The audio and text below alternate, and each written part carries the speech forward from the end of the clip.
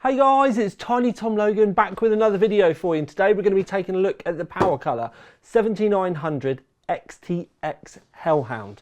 Now, I'm actually quite grateful about the fact that we have another white GPU on the market, because it seems to be a difficult point for a lot of manufacturers where it's kind of a stalling or a stumbling point. But Powercolor have been bringing us white GPUs for a long time now, and I almost think it's a bit of a shame that the Hellhound was that little bit later, because they could have sold loads more of these at launch, because there were a lot of people out there hunting for a decent white one to go in their build.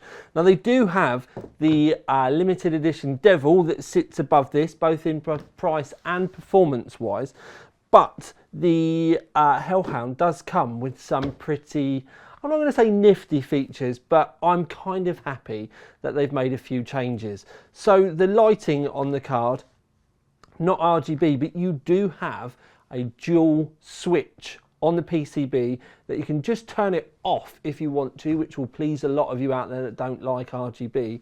But then you have a kind of ice blue on one side of the switch, but then if you go all the way to the other side, it can light up white as well.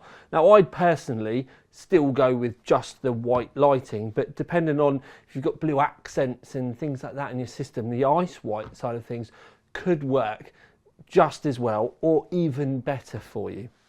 Now you will notice that there are 3 fans there cooling, and it's not a ridiculously long card. It is going to fit in the majority of cases, but it's only got 2 8-pin connectors, and more recently with some of the 7900 XTXs we have been used to them having 3. But when we go into things looking like at the clock speeds, for example, now a clock speed is an early indicator of how a card might perform, and you can see it doesn't have the fastest clock speeds of the cards that we have tested. Quite regularly in the performance side of things, it is bested by the XFX Merc and the Sapphire, but they're fairly close in the top 3 of the graph, kind of like flicking around near each other when you compare AMD for AMD, so apples to apples. And that was fairly indicative from those clock speeds, and it then followed through with the performance. Obviously though, like I've said, it's a white card, it is only 2 8-pins, and it isn't their top flight one. We did test it in the OC mode, and you have an OC and a silent mode. I personally think that the silent mode though isn't really needed, because it's just not loud at all. I suppose if you were going to leave your system on completely overnight, but for the most part, if the system's not really doing anything, the fans aren't on anyway. The Hellhound, the wolf, whatever you want to call it, icon at the back in that triangle is iconic, and I love it, and it does give a nice modern twist to the backplate. And saying about the backplate, there's only a few places where you'll notice that it does actually have a white PCB, and I think that is fairly brave. The majority of the card, all the colours matches. The front of the card though, where the fans are, the shroud that goes around it is like a pearly white kind of plastic, and I think they went that route because then it doesn't look like they've tried to match the rest of the card, which is basically powder coated, and they are 2 very different whites.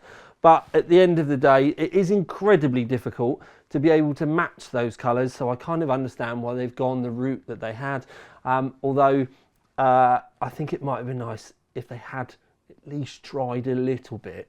But anyway, that is purely kind of aesthetics and personal.